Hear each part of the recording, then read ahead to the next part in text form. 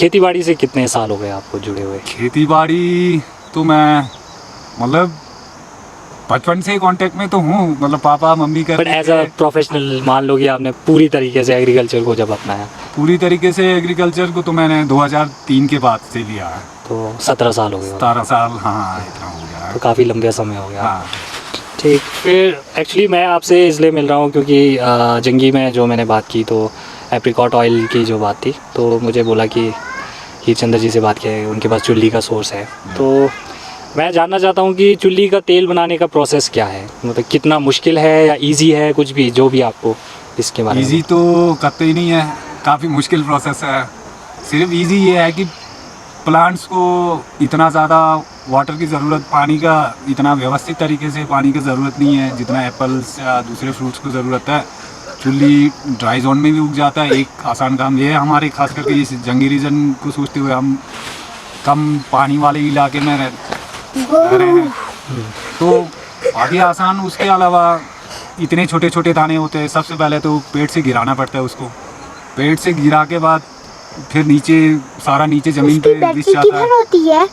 एक एक दाना करके उसको पिक करना पड़ता है। तो एक एक दाना पिक करके आप बकेट या किसी कंटर या किसी में कलेक्ट करके फिर उसको आप छत पे या पर्टिकुलर अपने फील्ड के बीच में जहाँ पे ड्राई जगह है, जहाँ पे सनलाइट प्रॉपर पड़ने वाला है, वहाँ पे सुखाना पड़ता है। वो उसी चीज़ में मतलब उठाने के लिए लेबर हम खुद करें भी, मतलब वेजेस तो है ही है, गिराना उठाना, उसके बाद सुखाना। सुखाने में के बीच में भी कई बार ऐसे हो जाता है कि बारिश पड़ जाता है, कुछ हो जाता है, फिर उसको काफ़ी टाइम लग जाता है। अमूमन हम लोग कोई 2 हफ्ता से 3 हफ्ता सुखा लेते हैं उसको। इतना टाइम उसको केयर करना पड़ता है कहीं पानी ना हो। तो उसके बाद सुखा दिया, सुखा के बाद फिर उसको एक जगह इकट्ठा करके बोरियों में भर के या कुछ भी अपने घरों में ले जाते हैं। जैसे हम मेरे यहाँ अमूमन चुल्ली थोड़ा ज़्यादा होने की वजह से उसी समय ले जाके घर के अमूमन तो घर के छत पे सुखाते हैं किनौर में। तो मैं तो यहीं खेत में सुखा लेता हूँ, बाद में फिर गैदर करके फिर ले जाता हूँ घर पे। तो बस फिर कुछ टाइम, अब जैसे आप देखो आज सीज़न लग जाता है और एप्पल सीज़न आ जाता है, ये आपका न्योजे का सीज़न आ जाता है, तो उस टाइम हम उस चीज़ को पैक करके रख दिया। फिर जब विंटर स्टार्ट हो जाएंगे हमारे पास, जब बर्फ़ पड़ने लग जाता है, तो तब हम उस काम को फिर उसको प्रोसेस में लाते हैं। फिर उसको तोड़ना हो गया, तोड़ के फिर उसमें से सबसे पहले तो उसको भिगो के गाय के लिए अलग से निकालते हैं हम छिलका जो है। छिलके को। गाय के लिए या वाइन भी निकालते हैं, चुल्ली वाइन। अच्छा, चुल्ली का जो है ना, चुल्ली वाइन अमूमन ज़्यादा चुल्ली वाले उसमें भी यूज़ करते हैं। आजकल चुल्ली बहुत मतलब कम मात्रा में लोगों के पास, सीमित ज़मीन की वजह से क्या कर दिया, वहाँ पे एप्पल भी उगाना था या कुछ और फ्रूट्स उगाने थे, तो 3-4 आपस में कंजस्टेड होने की वजह से पुराने बगीचे थे, वो चुल्ली को रिनोवेट करके वहाँ पे आप एप्पल या कुछ ऑर्चर्ड्स डेवलप कर दिया। तो ये अमूमन मैक्सिमम लोग तो उसको वाइन निकालने के लिए यूज़ करते हैं। तो वाइन निकाल के छिलका अलग हो गया, अब बच गया अंदर का घुट्टी। फिर उसको वाइन गीला करके निकालना पड़ता है, तो फिर वो फिर गीला हो जाता है। फिर उसको फिर से सूखने के लिए, फिर से सुखाने के लिए लगाना पड़ेगा आपको। फिर उसके बाद क्या करना पड़ेगा, फिर उसको मतलब मशीन्स भी डेवलप तो हुए हैं, पर हम इतने हाईटेक नहीं है कि अभी हम मतलब गांव में रिसोर्सेज नहीं है, रिसोर्सेज यहाँ पे नहीं है कि उसको मशीन के द्वारा वो करे। तो हम क्या करते हैं, ये एक बड़ा सा नीचे से हम लोकल बोली में पन बोलते हैं, पत्थर का वो जो बेलनाकार सा हो, वो प्लेट टाइप में, तो उसके ऊपर फिर हम दरिया से वो गोल जैसे पत्थर लेके आते हैं, उसको रस्सी में लगा के उसको तोड़ के फिर अलग हो जाए। फिर उसमें से फिर क्या करना पड़ेगा, इतना बारीक काम है, आप खुद देख लीजिए। फिर एक एक करके आपको एक एक दाना को उठा के जो अंदर से कैनल्स हैं उसको अलग करना पड़ता है, और उसके छिलके को अलग। पर ये वेस्टेज बिल्कुल नहीं, आप वो कैनल जब अलग कर दे, आपके पास जो बचा वेस्टेज है वो आपका फायरवुड काम आ जाता है सर्दी में। अब उसके बाद जब कैनल अलग कर दिया, फिर जाएगा कोलू मशीन में।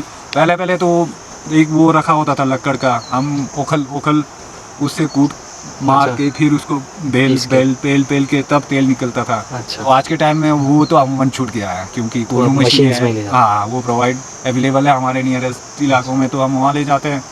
उसके बाद क्या होता है, वो उसमें भी ऑयल अलग हो जाता है, फिर आपका वो क्रीम टाइप में खल बोलते हैं जिसको, वो अलग निकल जाता है। वो फिर हमें पूरा सर्दी भर आपका एज ए क्रीम या बिल्कुल सन से रोकेगा। हाँ, और फिर वो गाय वगैरह को भी खिलाते हैं? गाय और को भी खिलाते हैं, हाँ। पशुओं ज़्यादा तो उसी में यूज़ होता है, पशुओं के लिए वो हेल्दी है Yes, healthy। ये हुआ एप्रिकॉट क्या, क्योंकि बहुत ही लंबा प्रोसेस है। तो मोस्टली जो आपका कमर्शियली सेब आप लोग उगाते हो, हाँ। तो उसमें आप लोग स्प्रे करते हो, जिसको कि हम, जैसे आप थोड़ी देर पहले बता भी रहे थे कि ऑर्गेनिक बोल भी सकते हो, नहीं भी बोल सकते हो, कहीं एक लेवल पे आप लोग करते ही हो स्प्रे। पर एप्रिकॉट में ऐसा कुछ आप लोग ऐसा करते कुछ नहीं है apricot तो पूरी तरह से ऑर्गेनिक रखते हो? एप्रिकॉट प्रॉपर्ली बिल्कुल ऑर्गेनिक है। उसमें ना हम इवन ये जो लोकल फर्टिलाइज़र जो हम अप्लाई करते हैं एप्पल्स को, वो भी इसको नहीं डालते हैं, वैसे ही अपने आप तैयार हो जाता है। ठीक। Apricot oil comes with lot of benefits.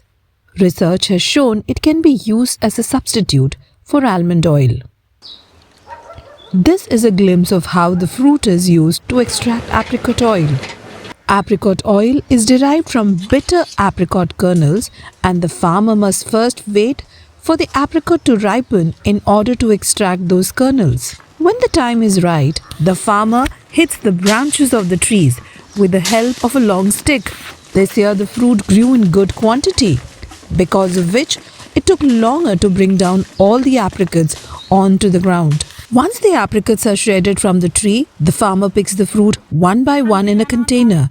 This is a tedious job to perform.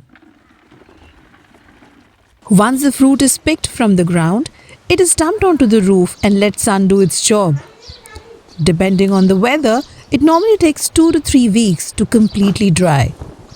If it rains, then the farmer has to gather all of it again and spread it out in the sun. When the outer shell of apricot is separated from the nuts, with the aid of stone, the nuts are then opened and the kernels are handpicked one by one. To complete this task, farmers help each other. The shell extracts are used as firewood during winter.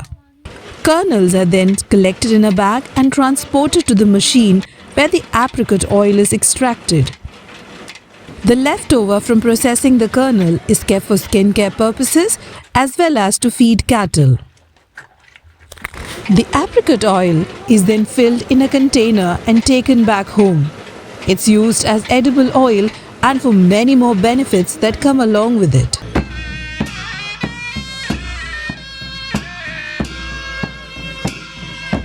To add apricot oil in your kitchen shelf, order it now from Pahadi Zaika.